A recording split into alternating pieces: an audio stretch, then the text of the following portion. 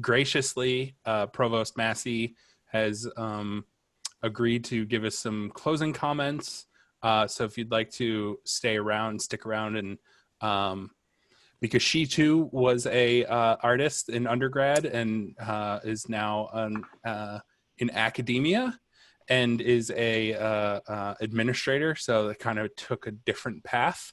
So this has kind of been the theme of you start one place and you wind up another. So without further ado, Carrie, you are on. Well, hi. As Chris said, I'm Carrie Massey. I'm the provost at PCA&D.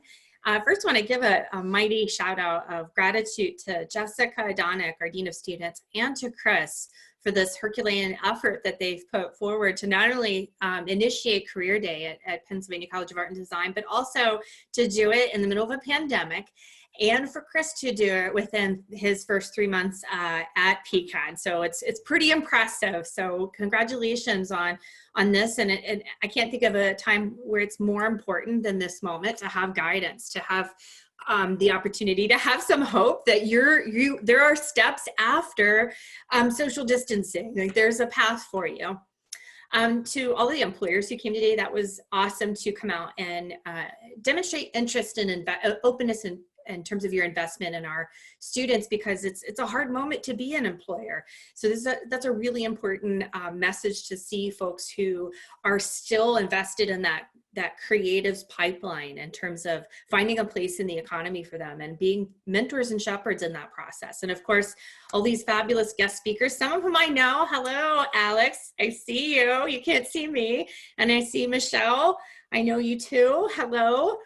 It's great to have you all here, because you can talk about the experience, we can show you information, but boy, when you hear stories is when you really bring it home, how you take one step after another and then after another to find your own path. And that's what this is really about, is figuring out how to create that motion and momentum.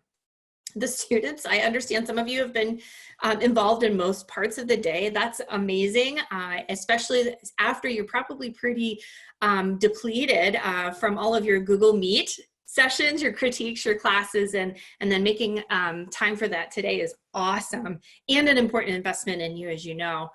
Right now is tough. I think it's important to call that out. It's a scary moment.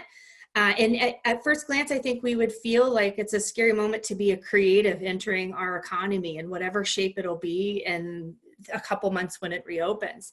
However, I don't think that's true. I don't think it's a shortcoming. I think of it as an opportunity for us to show what kind of MacGyvers we really are, that we're flexible, that you have all of these invisible characteristics that already mark you as an emergent professional who's quite stellar and adaptable. I want you to think also for the students here about all the teamwork you've been forced to do and how you've had to mindfully negotiate some of these challenges, in particular since we've gone online. And then think of those as skill sets, as those are the things that make you, beyond being an awesome artist, an excellent professional, because you are adaptable. You can synthesize, you can innovate, and you will do so in a vacuum. And that's what our employers, I think, are looking for. I won't lie, I think most of the folks who spoke to you today, those first few years out of college are challenging. They're not impossible, but there's a lot of uncertainty because you are the one responsible for creating structure and opportunity. And whatever you do now, whatever opportunity you have, including today, to network, to listen, to ask for advice, to say, hey, can I see an example of that? Or, hey, would you listen to my interview answers for some feedback? Do it. It is always worth asking. Worst thing somebody in your network could say is no. And I'm pretty sure in our creatives network, that'll never be the case. So you need to make use of who you are now, that system you've built around you, and the one that you're building moving forward. And also do what you're doing today, and don't wait for a job offer to find you. Start exploring, ask questions about your value in terms of your own compensation. Nobody's gonna pay you out of the gate what you think you're compensated or what your education has made you credentialed for, unless you are aware and you've done your fact finding, and then you advocate for it. So it's a tough moment, but I think you have the skill set to really trailblaze and maybe even reshape this economy Right out of my bachelor's program, I was a fine arts student. I was ceramic sculpture, but with painting and printmaking in the background.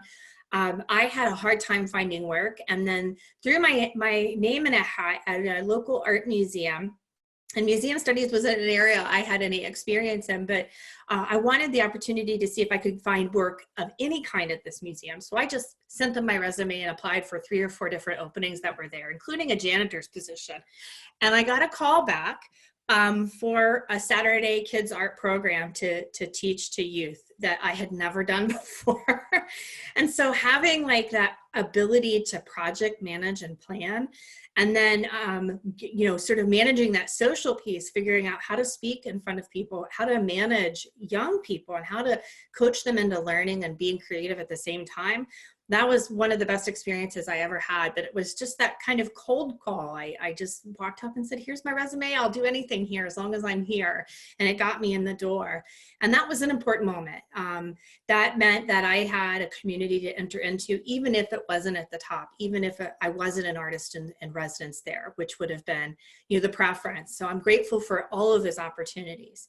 And more than anybody I know, I think Chris Wagenheim is probably the expert at just chatting people up, getting you to talk to him in conversation. I've seen that with him, working with him these last 3 months. And that is something, if you aren't comfortable socially, I challenge you to spend some time with Chris in some career coaching and mentoring, and ask for pointers on how to start those conversations if you're a little terrified, because that is how you make connections. You get through that social barrier, and you just try to connect with them as a human, and then you ask them about them.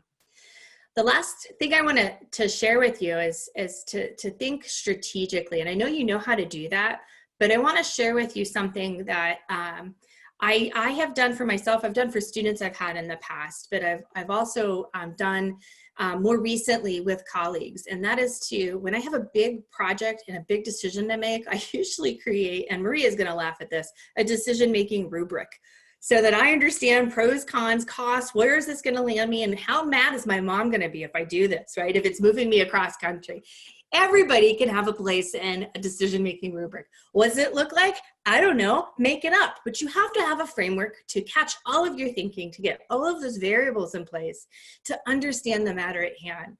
So be intentional, be a writer, be social, and be MacGyver. Think about what connections you really need. Is there a way to make that connection without it being about a job ask?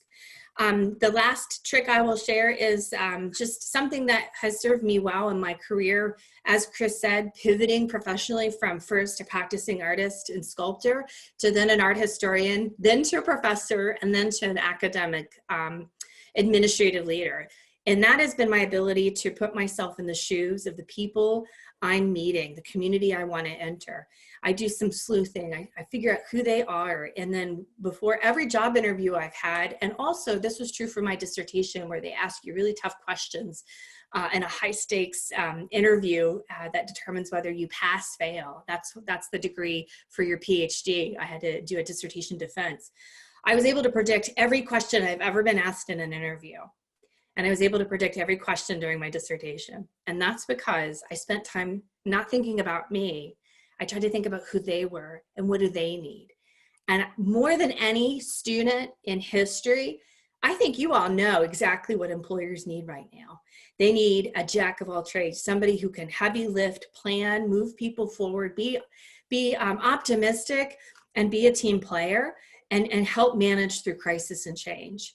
And if you can leave PCA&D and complete your degree, boy, you've accomplished all of that on your own. And that's how you should be talking about yourself, is that you're that kind of person. So I want to commend everybody for the time you've given to today. It's not wasted. It's a big learning moment. And maybe the thing to do next to kind of process who you are is to write a new kind of statement of self. Who are you today as a professional based on the things that you've learned? And then what are the things that you need to create right now to put in your toolbox to send out at a moment's notice so that you're ready for those job opportunities? There's a lot that can happen, but you have to prepare for it and start being a little predictive in your behavior. That's key, especially for creative, because so often we're overlooked as that kind of extra, that kind of a worker who is not always essential. And I think what our economy is about to realize is that we're the most essential, because we're the ones who can bridge those gaps for everyone. Chris, thanks for inviting me to just say hi and just be a part of this big deal today that you've hosted and overseen. Very well done. I really appreciate it. And to everyone left that has participated, I really appreciate it. We couldn't have done it without you. To all your hard work, to your volunteering, to rolling with the punches, to doing this great big experiment online with us all. It's new to everybody. You know, we got a lot of people from places I don't think we would have gotten had it been in person. So it did give us an opportunity to reach out to a larger circle, and I'm glad that our students were able to get some exposure to that.